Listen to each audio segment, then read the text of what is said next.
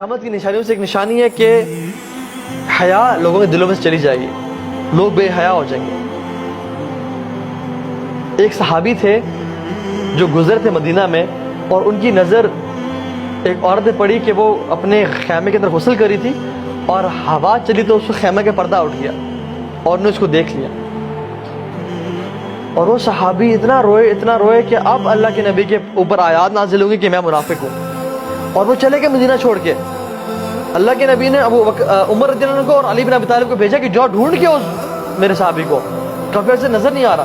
تو انہوں نے مدینہ میں ڈھونڈا، نہیں ملے، مدینہ کے باہر گئے تو لوگوں سے پوچھا جو بکریاں چڑھاتے تھے کہ ہاں ایک نوجوان شخص ہے جو سارا دن اوپر پہاڑیوں میں ہوتا ہے، رو رہا ہوتا ہے اور واپس آتا ہے، بس ہم کچھ اسے دودھ دیتے ہیں پھر وہ چلا جاتا ہے، سارا دن رو رہا ہوتا ہے۔ تو ان کے پاس آئے، جب اسے گئے تو وہی صحابی تھے، اور پکڑا اٹھایا اور کہا کہ تو اللہ کے نبی کے، وہ روئے کہ مجھے نہ لے جاؤ، میرے پہ منافقت کی آیات نازل ہو جائیں گے کہ یہ شخص اس نے عورت کو دیکھ لیا، حالانکہ اللہ کے نبی کا دور ہے، میں صحابی ہوں۔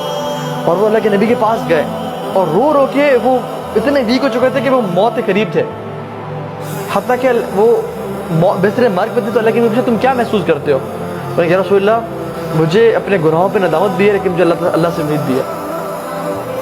تو اللہ کے نبی نے کہا کہ انشاءاللہ تمہیں اللہ تعالیٰ تمہاری امید کے مطابق تمہارا سر معاملہ کرے گا۔ اب یہ صحابی سبحان اللہ ایک دفعہ نظر بد پڑی ایک عورت پہ اور ساری زندگی روتے رہے۔ اور کتنی دفعہ ہوتا ہے ہم سے گناہ ہوتے ہیں آنکھوں کے، ہم سے کتنے گناہ ہو جاتے ہیں اور ہمیں ہمارے پیسے جیسے مکھی بیٹھی اور ہم نے اڑا دی۔ صحابہ کہتے ہیں کہ جن گناہوں کو ہم اپنے پر پہاڑ کے برابر سمجھتے تھے وہ تم لوگ ایسے سمجھتے ہو جیسے مکھی بیٹھی ہے اور تم نے اڑا دی، اتنی سی تمہیں بودر ہوتی ہے۔ اور ہم ان کو لگتا تھا کہ ہمارے پر پہاڑ ہے کہ وہ کبھی گر جائے گا،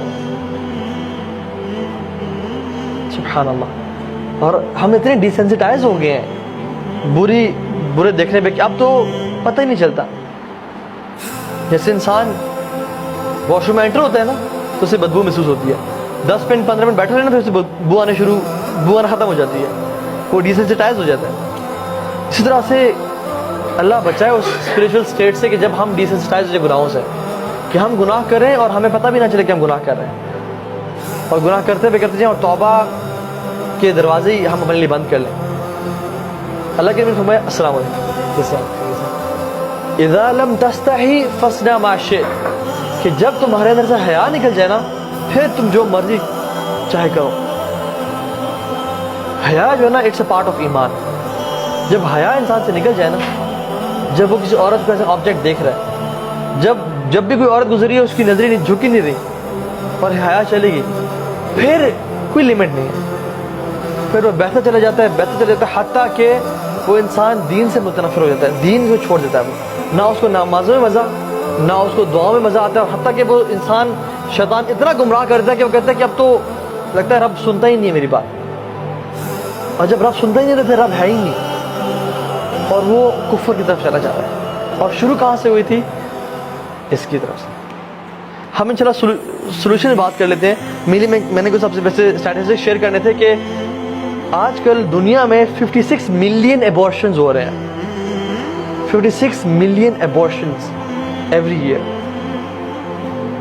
یہ آپ دیکھیں حالات، اور یہ کس سال کے بچے، 14 سال کی لڑکی سے لے کے 44 ایئرس کی عورت کے، اور 14 سے 19 سال کی لڑکیوں کے زیادہ ہو رہے ہیں ایبورشنز۔